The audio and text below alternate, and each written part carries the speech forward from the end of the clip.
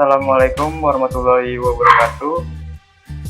Kami dari kelompok 5 akan mempresentasikan integrasi data dengan anggota kelompok. Saya sendiri Trifakar Aji Gumilar, terus ada Sandi Jatuh Prihatin, Profesor Lamas, Vicky Permanaputra, dan Cahaya Arya Gibran. Selanjutnya akan dibacakan oleh Profesor Lamas. Waktu dan tempat saya persilakan.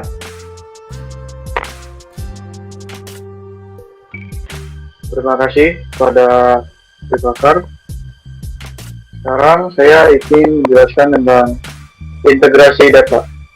Secara konsep, integrasi data merupakan proses mengkombinasi dua data atau lebih agar mempermudah dalam berbagi dan analisis dalam rangka mendukung manajemen informasi di dalam sebuah lingkungan kerja. Integrasi data menggabungkan data dari berbagai sumber database yang berbeda ke dalam sebuah penyimpanan seperti gudang data atau biasa disebut dengan data warehouse. Next. What we are working on. Apa yang kami kerjakan? Yang pertama, integrasi aplikasi. Cara ini dicapai dengan mengkoordinasi aliran kejadian informasi antara aplikasi bisnis atau arsitektur yang berorientasi pada pelayanan dapat memfasilitasi integrasi. Yang kedua, integrasi proses bisnis. Dicapai oleh perapatan koordinasi aktivitas melalui proses bisnis seperti penjualan dan penagihan. Jadi, aplikasi dapat dibagi dan terlebih lagi integrasi aplikasi dapat terlaksana. Ketiga, integrasi interaksi pengguna atau user interaksi integrasi. Dicapai oleh pembuatan antarmuka pengguna yang memberikan sistem data yang berbeda. Yang ketiga, ada integrasi interaksi pengguna, yaitu dicapai oleh pembuatan antarmuka pengguna yang memberikan sistem data yang berbeda. The next.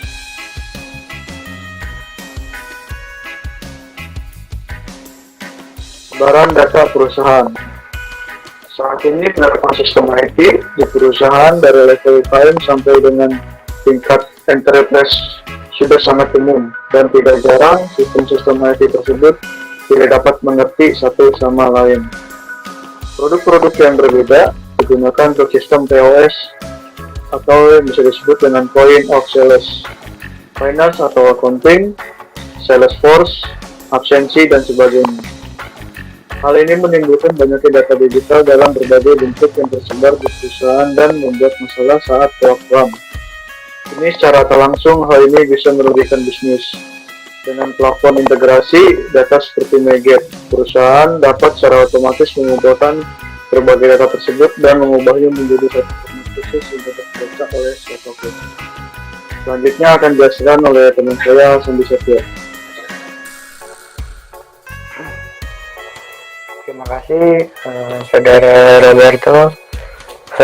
Contoh implementasi pada perusahaan, yaitu sebuah perusahaan yang bergerak di bidang industri semen.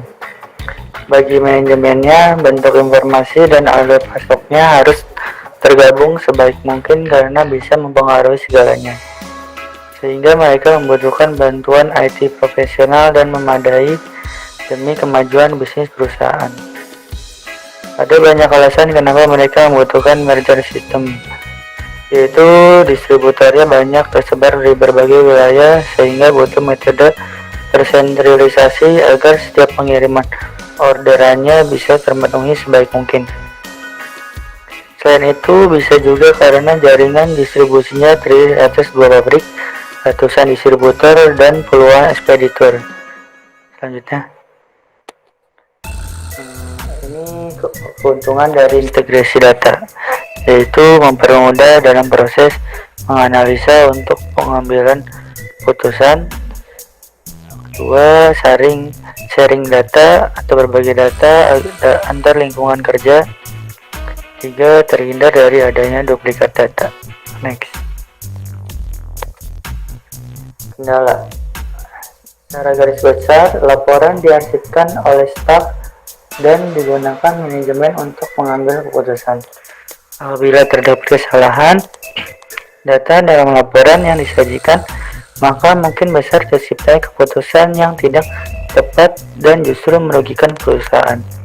Oleh karena itu, perusahaan tentu ingin stafnya menyusun laporan secepat mungkin tanpa adanya data yang salah. Alhasil, proses ini memakan waktu yang tidak sebentar, sedikitnya 2 minggu sampai 3 minggu untuk mempersiapkan laporan karena pekerjaannya masih dilakukan secara manual. Hal ini tidak hanya dialami oleh perusahaan berskala sedang dan besar. Banyak perusahaan multinasional melakukan hal yang sama. Tidak sedikit perusahaan di Indonesia mencoba menyelesaikan permasalahan di atas dengan implementasi sistem Enterprise Resource Planning atau ERP. Investasi untuk melakukan implementasi sistem ERP juga tidak murah, di mana harga software berada pada kisaran ratusan juta hingga miliar rupiah. Hal utama yang menyebabkan banyak perusahaan menerapkan sistem ini adalah harapan untuk mengintegrasikan seluruh bisnis proses secara digital dan pada akhirnya untuk dapat mempersiapkan laporan secara akurat, sistematis, dan efisien.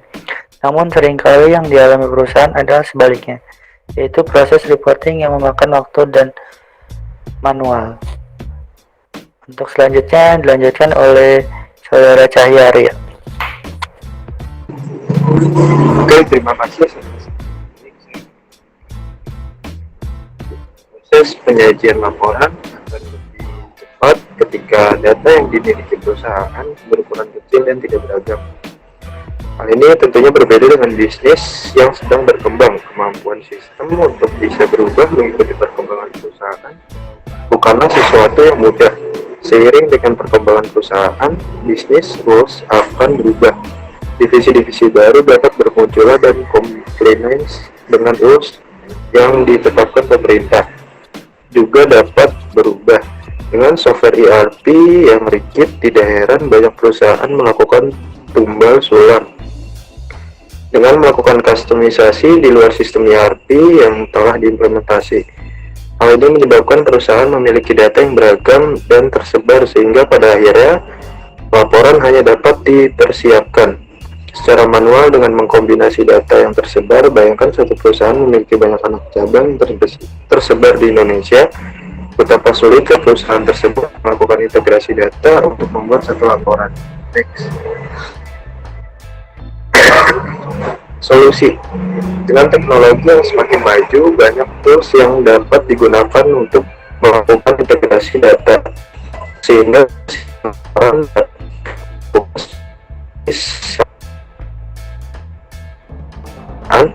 skala besar adalah Pentaho. Dengan Pentaho, perusahaan dapat melakukan data collection, integration, dan cleansing dari sumber data yang bervariasi untuk mengumpulkan data yang akan diolah ke dalam di sini disebut dengan extract, transform, and load. Melalui yang terkumpul di data warehouse, perusahaan dapat membangun multidimensional reporting atau bisa disebut OLAP, serta menghasilkan berbagai jenis visualisasi interaktif. Melalui proses ini, manajemen dan C-level eksekutif perusahaan dapat mengakses laporan secara real-time atau hanya dalam beberapa menit saja. Selanjutnya akan dibacakan oleh Vicky.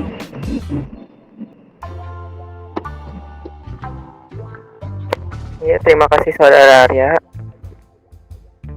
Sini saya akan menjelaskan alur proses sales. Terdapat transaksi sales dan proses sales. Proses sales akan mengalami atau mendapati kondisi permintaan dan akan menuju proses order.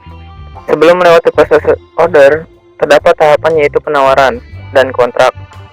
Ini merupakan proses bisnis pada manufacturing. Proses ini dapat berbeda jika di UMKM atau lainnya. Proses permintaan dapat langsung masuk ke proses order. Next. Proses possession atau penawaran adalah surat penawaran yang diberikan kepada pelanggan setelah dibuatnya permintaan. Setelah itu, kamu dapat memberikan surat penawaran yang berisi harga dari barang atau jasa yang kamu miliki.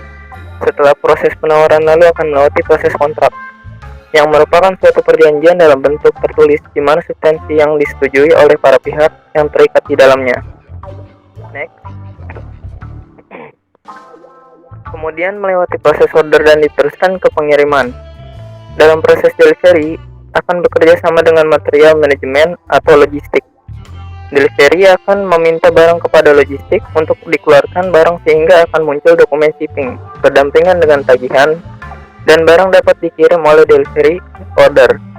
Setelah muncul tagihan, maka muncul invoice yang akan diserahkan financial accounting untuk pencatatan penjualan sales. Waktu dan tempat saya persilakan kembali kepada Saudara Tripakar. Terima kasih. Baik, terima kasih Vicky Permana Putra. Itulah presentasi dari kelompok 5. Kurang lebihnya mohon maaf. Wassalamualaikum warahmatullahi wabarakatuh.